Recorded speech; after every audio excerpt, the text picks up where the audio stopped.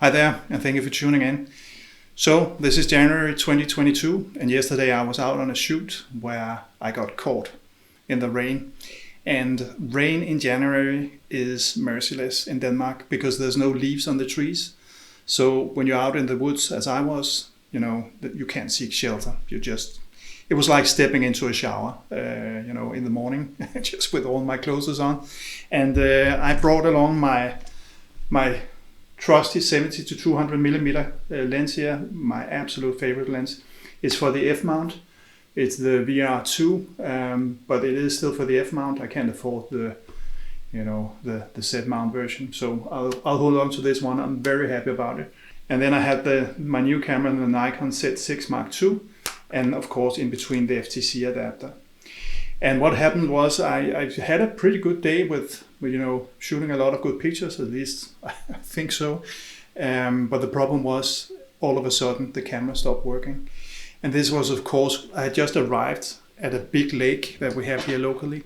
And it was a beautiful scene. The rain was pouring down, really hard. And you had this windless, flat lake.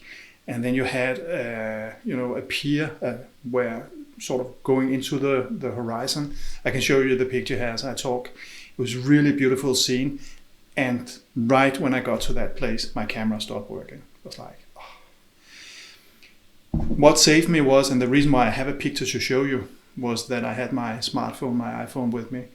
And it rained so hard, I could hardly operate the camera here, because when you have so much water on your lens, it can't really tell what's your fingers and what's raindrops. So it was a little bit lucky that I managed to get a picture. But it's there, and I managed to document the scene, but nothing more. The error message that I got was that, just like in the old days with DSLRs, when you mounted the lens and you had forgotten to put it to the minimum aperture, you got this FE error.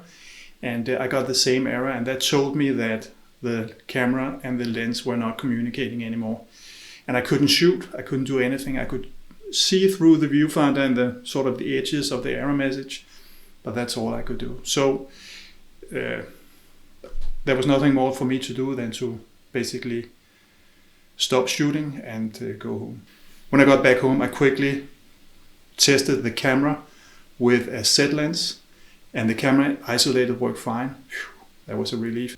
I also tested my 70 to 200 millimeter on the Nikon D4 directly without any adapter. It also worked fine. So I had isolated the error to be the adapter as such. And when I opened it up, I could see that the adapter had in the front, there was water that had come in here. It wasn't between the camera and the adapter.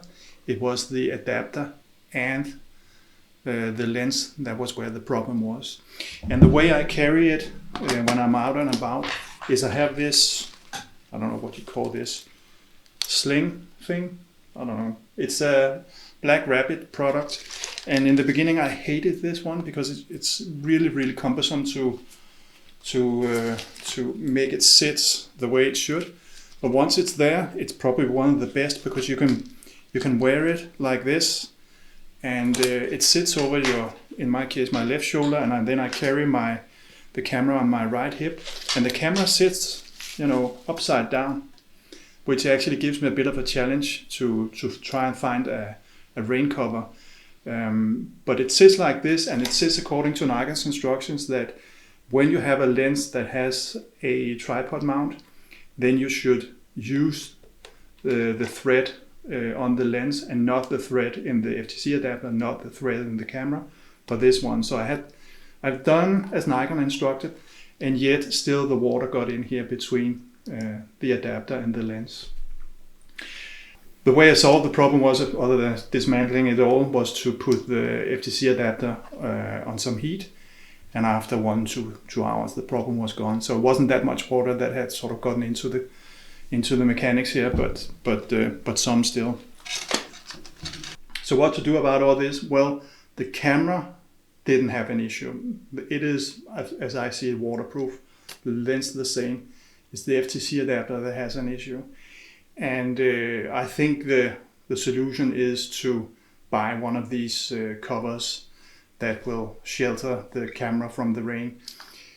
The problem though is that the way I walk with my camera, as I just described, many of these covers are built so that they, of course, they shelter on the top, but they're open on the bottom.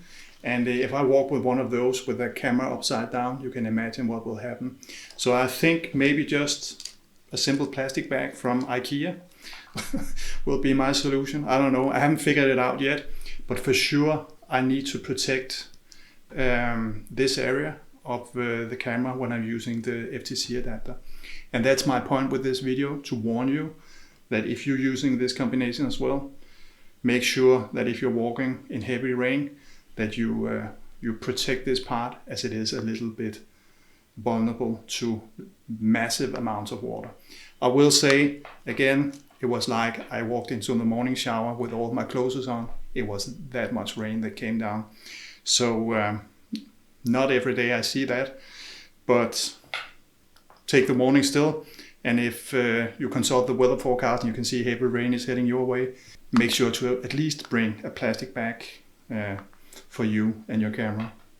Yep, that's it from me. Hope this was useful. As always, thank you for watching. Take care. Bye bye.